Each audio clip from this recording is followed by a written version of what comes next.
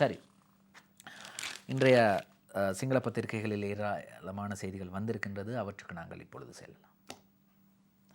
இன்றைய சிங்கள பத்திரிகைகளின் பிரதான தலைப்புச் செய்திகளை பார்க்க போகின்றோம். முதலாவதாக இன்றைய லங்கா தீப பத்திரிகை என்ன சொல்கிறது என்று பார்க்கலாம்.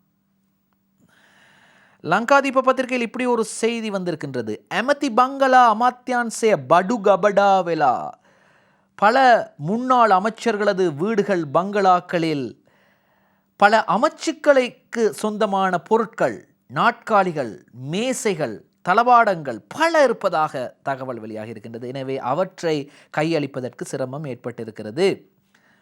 பொருவட்ட அல்லா மாஞ்சுதாலா சரையான் දෙකයි රාලාමිලා 3යි උසාවියේදී රියදුරුගෙන් சமாவ கணிති.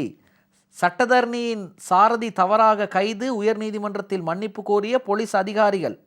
அதாவது யுக்திய நடவடிக்கையின் போது கைது செய்யப்பட்ட ஒரு சாரதியிடம் மன்னிப்பு கேட்டிருக்கின்றார்கள். மன்னித்து விடுங்கள், நாங்கள் தெரியாமல் உங்களை கைது செய்து விட்டோம் என்று போலீஸாரும் ராலாமிலா போலீஸ் அதிகாரிகளும் போலீஸ் கான்ஸ்டபிள்களும் மன்னிப்பு கேட்டிருக்கிறார்கள். அடுத்ததாக இன்றைய அத பத்திரிகையை பார்க்கலாம். அத பத்திரிகையின் பிரதான தலைப்புச் செய்தி இப்படி சொல்கின்றது. மா மத்திவரணைய நிமவு வாம புஞ்சி சந்தையாக். அதாவது பொது தேர்தல் முடிந்தவுடன் உள்ளூராட்சி மன்ற தேர்தல் நடைபெறும் என்ற செய்தி வெளியாக இருக்கின்றது. சந்தானேட்ட நாயக்கத்வே துன்னாத் மத்திவர்ணேட்ட தரங்க கரன்னே என்று ரணில் விக்ரமசிங்க சொல்றார். அதாவது கூட்டணிக்கு தலைமைத்துவம் வகித்தாலும் தேர்தலில் போட்டியிட மாட்டேன் ரணில் விக்ரமசிங்க சொல்றார். சிலிண்டர் கூட்டணிக்கு நான் தான் தலைவர், ஆனால் தேர்தலில் போட்டியிட மாட்டேன் என்று சொல்றார். அடுத்ததாக இன்றைய திவைன பத்திரிகை பார்க்கலாம். திவைன பத்திரிகையின் பிரதான தலைப்பு செய்தி அத்திட்டுவு ஜனாதிபதி வர்ணய நிமவனத்தெக் பமனை.